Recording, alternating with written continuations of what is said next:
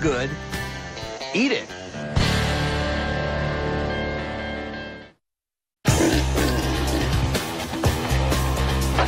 On this Bizarre Foods, It's chili, chewy, dirty. my idea of a really good time It does have a very slight aroma of rotting seafood. is eating my way across a great city. This is one of the few places in the world where you actually use a brain sandwich on baguette, kind of as a meat pusher. Especially one that's as food forward and at the same time so respectful of its culinary heritage. So, pig blood panna cotta? I don't eat much blood, I must say. I mean, it's I not do. part of what- A city reveling in food because it tastes good, with a wanton disregard for anything as intrusive as calorie counting. This is one of the most incredibly fabulous, decadent things I've eaten in a long time. This is Montreal, the city I like to head to, even in the middle of winter.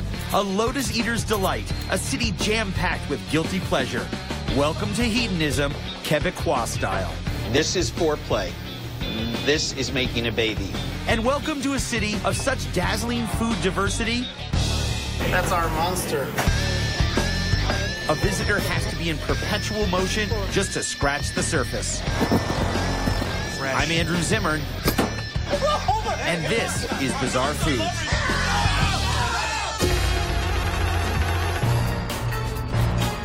It happens suddenly, right in front of you.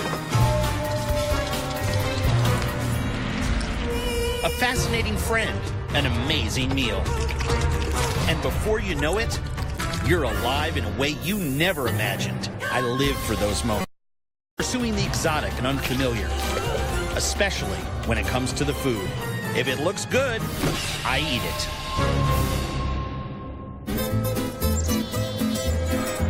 Montreal is one of the world's great food cities, and one of the most underrated. Sure, people say it's beautiful, sophisticated, a favorite tourist destination. But what's so great about the food? Well, let me tell you. One, there's fabulous ingredients. The provincial capital of Quebec, Montreal is in a perfect spot.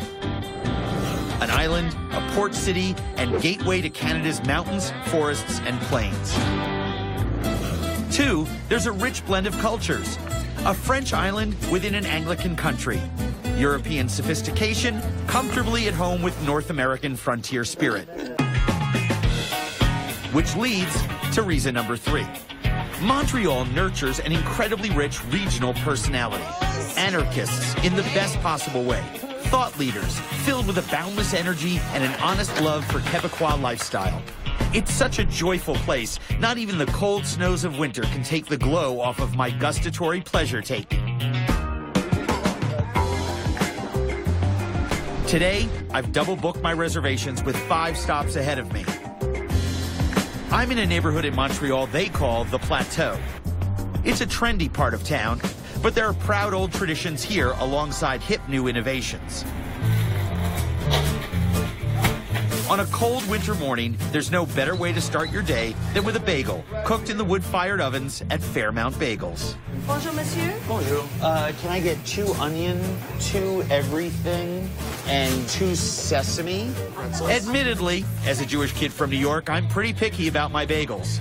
Now, the Montreal bagel is crunchier on the outside, a little denser than a classic New York City bagel. They're just as springy and delicious on the inside as the bagel of your dreams. Just fantastic. It's a really, really great bagel. How does one achieve bagel greatness? Erwin Schlafman runs his kitchen the old-fashioned way. Make your own dough, roll it by hand, boil it in water with a little honey added for texture and sweetening, and then bake it in a wood-burning oven. And they repeat this process over and over and over all day long. Everything here is hyper-fresh. We're still doing the same process that my grandfather did 100 years ago, which was the same process they did 300 years ago. So we haven't succumbed to the technology. And if you think it's easy to hand roll a bagel, think again. Start with your left hand. Your left hand is going to roll 3 times to the left. 1, 2, 3. And your right hand is going to roll 3 times to the right, while the left hand continues to the left. 4, 5, 6. You pick it up, you overlap it, you hold it down, you snap it off, you close it with this hand, and then you start your next bagel with the next hand. We'll do it really slowly. Grab, pull, so use your thumb. Snap. Oh, gosh. Now they're getting interesting. Yes, they are getting interesting. No wonder it takes 8 weeks to train a worker on the bagel line. It's a great first effort. That's what I think I'd like to point. That's what I like to say. Great first effort. Yeah. Making a near-perfect bagel isn't the only way Montreal gives New York a run for its money. Just around the corner, there's one of the world's best delis, too. This is commitment. Montrealers and tourists all standing in the freezing rain waiting for a sandwich. Schwartz's Deli on Boulevard Saint-Laurent is an institution serving killer sandwiches since 1928. They smoke and cure their product on premise. Made their bones serving what Canadians call smoked meat, the Quebecer version of pastrami. The quality of the product here is legendary, and amongst deli freaks, Schwartz's typically comes up in conversation of world's best. At Schwartz's, they brine the slabs of brisket in a secret recipe, cook them off, and then rub them down with a proprietary peppery mix of spices, and then gently smoke them for hours. Oh, look at that. Here it comes. That's a sandwich. They call it smoked beef. I call it pastrami. We all call it perfection. That's rock solid. Fatty, smoky, salty, peppery, insane. And speaking of smoky, salty, and peppery... Oh, right on. Hey. What's up? How are you? Good. How are you? I'm good. I started early. I couldn't stop. Man, how Mostly, yeah, ridiculous. Ridiculous. This is my wing woman for today's Bacchanalia, Nadia Giosa, better known as Nadia G, is a self-taught chef who's the creator and host of the hit show Bitchin' Kitchen. How do you go at yours? So the thing is with me, I'm a big mustard freak, you know? So what I do is I'll cut the sandwich in half. Right. Like this. And there you go. So I make like little mini sandwiches. Like a little canapé. Exactly. Cheers. What is it when people ask you, what is it with all the excess and the fat and the love of rich food?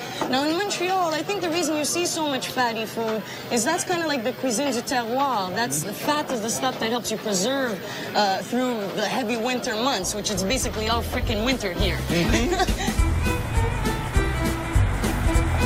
And since it is still freaking winter, Nadia is taking me just down the road to one of her favorite places to get her Duck Jones taken care of. This is the kind of store that I love. Duck, duck, and more duck. It says something about Quebec's obsession with duck that Brome Lake Duck Market and Bistro does booming business selling nothing else but.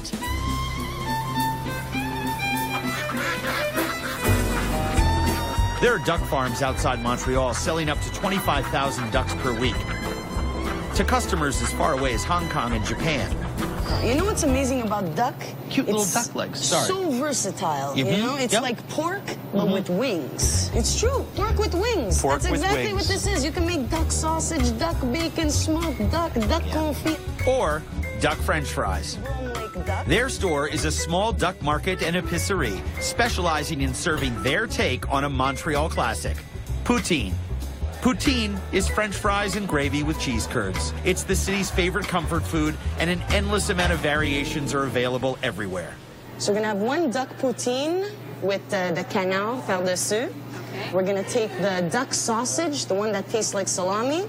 Now that's what I call a meal. It's not a meal, it's a snack. Patrice Gousseline, the chef, deep fries the potatoes in duck fat, adds cheese curds, duck confit, and smothers it with gravy liaised with super rich, super fattening foie gras. Oh, here it comes. I have a feeling there'll be plenty to go around. So I invited Justine, one of the Brome Lake ladies, to join us. We have dry cured duck sausage here. We call it duck chelou, but it's smoked duck breast here. So let me know what you think about this. Delicious. Isn't that amazing? It's like salami di Genoa, but even more tender because the duck's got, you know, much softer. impeccable fat. It's much softer. The duck sausage is as light as a lettuce leaf compared to the poutine. All right. So foie gras sauce, cheese curd. You see how the cheese curd is a different temperature than the rest of the poutine? That's key. The cheese curd's always got to be a little